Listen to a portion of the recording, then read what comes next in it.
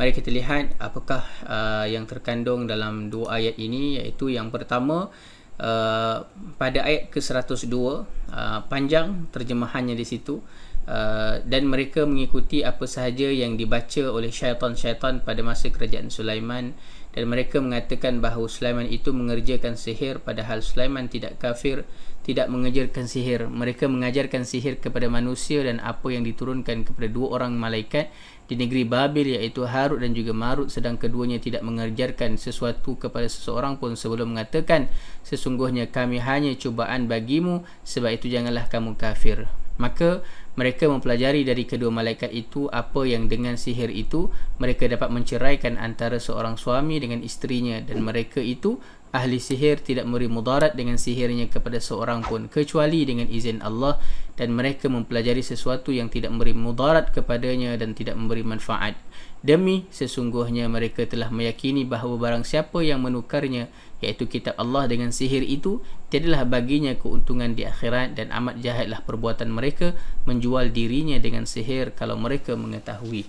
Baik, secara panjang lebarnya dalam Al-Aisar membicarakan tentang yang pertama terkait dengan perbincangan ini adalah ayat-ayat yang mulia ini masih lagi memaparkan tentang perilaku buruk orang Yahudi, ciri-ciri khas bangsa ini, iaitu apakah ciri yang ada pada mereka. Salah satunya yang dibincangkan di sini adalah bagaimana mereka membuang kitab Taurat disebabkan kitab suci ini mengakui kenabian Nabi Muhammad sallallahu alaihi wasallam dan menguatkan kebenaran dari agamanya. Maka mereka pun mengikuti berbagai kebatilan. Mereka ini mengikut berbagai kebatilan dan kebohongan yang telah dihimpun oleh syaitan, baik daripada jin ataupun manusia, dalam bentuk mantra dan juga pelbagai mantra lah, kalau kita dapat bincangkan di situ. Salah satunya adalah bila mereka mempelajari kalimat-kalimat yang sudah ada pada zaman Nabi Sulaiman, dan dengan kekuatan sihir itulah Nabi Sulaiman dahulu menguasai bangsa-bangsa manusia dan bangsa jin. Ini satu fitnah yang dilemparkan ke atas Nabi Sulaiman. Kalau dalam tafsir ini dijelaskan dengan lebih panjang, dia kata apa, sudah popular dalam kalangan ulama salaf bahawa sesuatu yang dibacakan oleh syaitan pada masa kerajaan Nabi Sulaiman alaihissalam itu berawal daripada ketika sekelompok syaitan yang jahat menulis sebuah kitab yang mereka isi dengan aneka macam sihir, kebohongan dan kebatilan. Lalu mereka nisbahkan hal itu kepada seorang sekretaris Nabi Sulaiman yang bernama Asif, dan mereka menanam kitab itu di bawah kursi singgasana Nabi Sulaiman di saat beliau sedang diuji oleh Allah Ta'ala kehilangan kuasanya. Ketika Nabi Sulaiman telah wafat, maka syaitan-syaitan dari golongan jin dengan dibantu syaitan-syaitan dari golongan manusia berusaha mengeluarkan kitab tersebut dan disebarkan kepada manusia bahawa Nabi Sulaiman adalah tukang sihir dan beliau berhasil menaklukkan bangsa jin dan manusia hanya kerana kekuatan sihir itu. Tengok macam mana mereka menyelewengkan fakta dengan mengatakan bahawa Nabi Sulaiman boleh menguasai manusia adalah kerana dengan sihirnya. Maka sebahagian manusia pun percaya dan sebahagian lainnya tidak percaya. Dan tatkala Nabi Muhammad sallallahu alaihi wasallam diutuskan dan orang Yahudi kafir kepadanya dan mereka ingkar kepada kitab Taurat yang isinya senada dengan Al-Quran, maka Allah Ta'ala pun menurunkan ayat 102 surah Al-Baqarah ini. Dengan demikian Nabi Sulaiman dibersihkan dirinya dari tuduhan sebagai ahli sihir dan kafirlah orang Yahudi itu. Ini bercakap tentang tuduhan yang berat, sehingga Nabi Sulaiman pun dituduh berjaya memerintah dengan sihir. Oleh kerana itu, menurut tuduhan mereka, Sulaiman bukanlah seorang nabi atau rasul, tetapi ia adalah tukang sihir dan juga kafir. Ini satu tuduhan yang tidak benar, maka ayat 102 ini menafikan tuduhan mereka itu. Dan kemudian Allah memberitahu sihir yang dipelajari itu dapat dipelajari daripada dua malaikat, iaitu Harut dan juga Marut.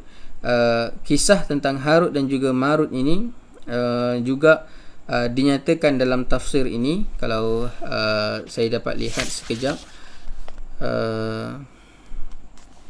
berkaitan dengan Harut dan juga Marut, dalam tafsir ini menyebut sekali lagi kedua malaikat iaitu Harut dan juga Marut tersebut, kisahnya disebutkan oleh beberapa ulama salaf dan diriwayatkan oleh beberapa ahli hadis seperti Ahmad, Abdul Razak, Ibnu Abi Hatim, Ibnu Jarir dan banyak lagi yang lain. tetapi tak satu pun hadis sahih yang diriwayatkan dari Nabi SAW. Riwayat itu berasal dari ucapan Ibnu Umar, Ibnu Abbas dan Ali bin Abi Talib radhiyallahu anhum.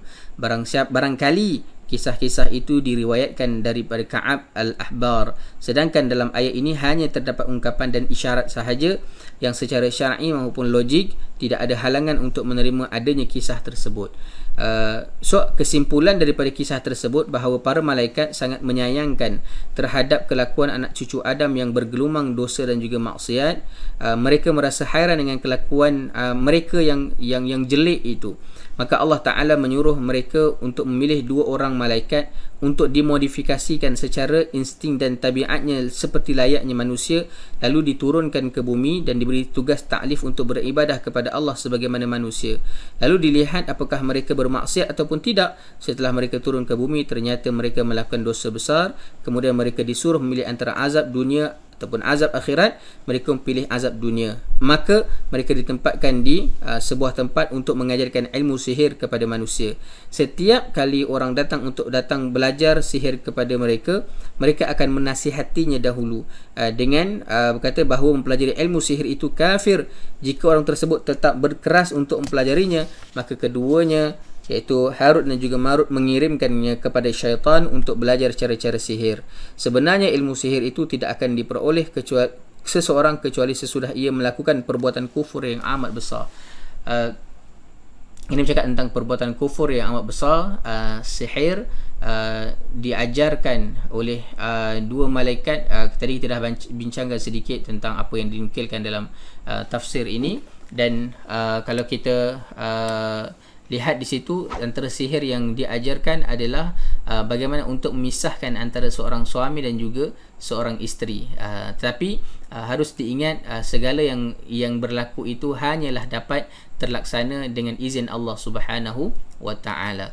So ini adalah perbincangan daripada ayat 102. Kemudian kita lihat pada ayat 103, Allah Subhanahu wa taala walaupun dalam keadaan degil sampai ke tahap itu, sampai kepada tahap sihir, tetapi kita lihatlah bagaimana kasih sayang Allah Subhanahu wa taala amat luas. Pada ayat 103 masih lagi dibuka ruang keampunan. Kata firman Allah Subhanahu wa taala, sesungguhnya kalau mereka beriman dan bertakwa, nescaya mereka akan mendapat pahala, dan sesungguhnya pahala dari sisi Allah adalah lebih baik kalau mereka mengetahui. Lihatlah bagaimana pada ayat yang lepas kedegilan mereka, tapi pada ayat ini Allah buka pintu taubat bagi orang Yahudi. Allah tawarkan kepada mereka keimanan dan juga ketakwaan. Ini tawaran daripada Allah Subhanahu wa taala. Setelah banyak kesilapan, masih lagi Allah menawarkan yang kita sebut sebagai kemaafan di sisi Allah Subhanahu wa taala.